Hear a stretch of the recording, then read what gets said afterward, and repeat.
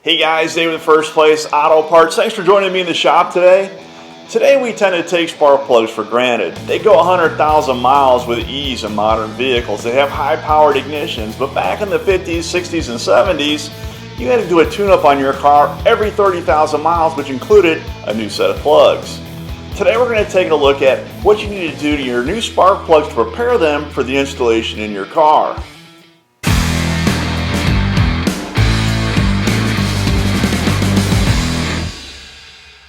Spark plugs are an essential part of any tune-up, and on my '56 Chevy that runs a tunnel ramp, it's an annual procedure.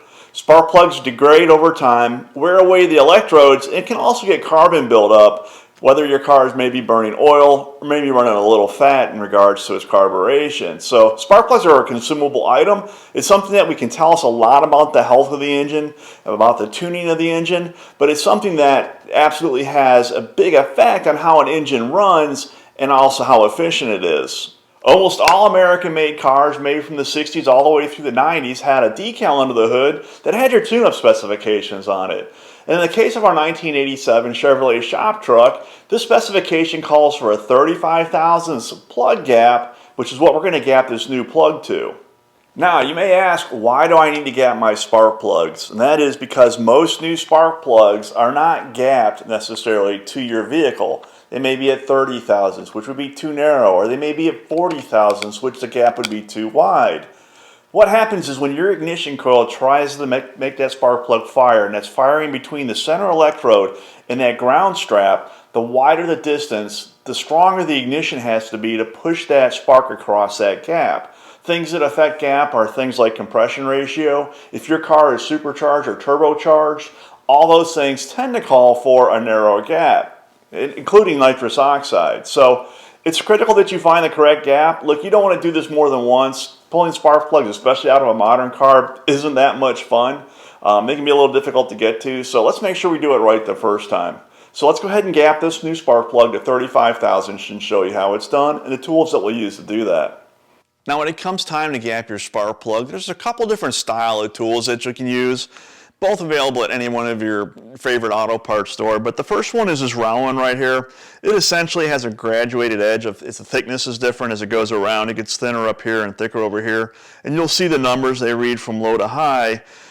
This one's pretty simple to use. The center piece right here, a punch out, is made to widen the gap if you go too far when you're closing the gap up. So this one's easy to use. The other one is this one. It has graduated different thicknesses of wire that you insert in between the ground strap and the center electrode to measure your distance.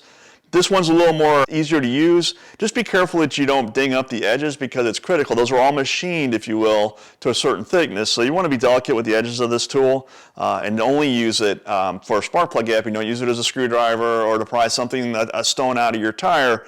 But either one of these will serve you well. This is the easiest one to use. And be sure to check each and every spark plug that you get for the proper gap. Don't assume they all come gapped the same because they don't. We've got 8 brand new spark plugs here. I brought 2 of them out of the box. This first spark plug is going to measure in at 35 thousandths, which is exactly what we need for our truck.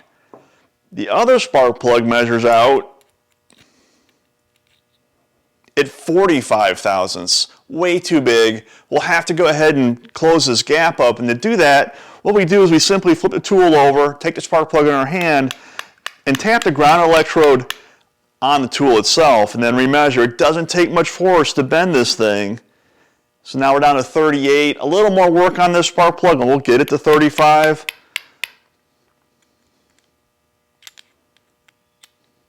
35 thousandths. So if we had to open this up, say we went too far, maybe we closed the gap too much, this tool has a little hole in the center that what you do is you stick the ground electrode in, you hook it, and then you just gently pry up, which will gently open up that center electrode. So know that if you go too far, it's easy to go ahead and do that. Don't use a pair of vice grips or a pair of pliers. You'll get little, you'll make little indentations on the ground strap, which can lead to hot spots in the combustion chamber. Go ahead and use this tool not only to close it up, but also to open up the gap and to measure it if you need to. Use the right tool for the job. Okay, you've gapped the plugs, and the final step is to clean them up. Now, as I mentioned earlier, these spark plugs new spark plugs come with a protective coating on them to reduce corrosion in transit. What I like to use is a little bit of brake cleaner on them. I'll spray it directly down into the thread area and onto the porcelain. Using a clean, lint-free rag or cloth, I'll go ahead and spray a little bit of brake cleaner in and wipe the shell off too. We don't want this protective coating burning off into the combustion chamber, possibly embedding itself into the center electrode. So just take a little bit of time, clean each plug off, and what you'll see when you're done is what the protective coating looks like. So just clean them up, dry them off. If you have a compressed air, you can blow it off. If not, you can shake them to get the remaining brake cleaner out of the inside.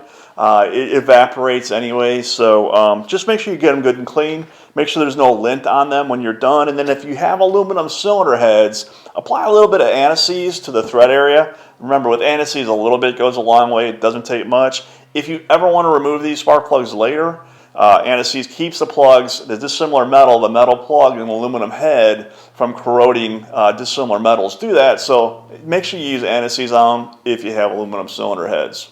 Okay, your spark plugs are gapped, they're clean, and they're ready to install on your project. If you found this video helpful or informative, please consider subscribing to the First Place Auto Parts YouTube channel. There we will continually be adding new how to install videos and new product review videos that might benefit you when it comes time to either buying or putting parts on your car. Until next time, keep the hammer down, keep it between the guardrails.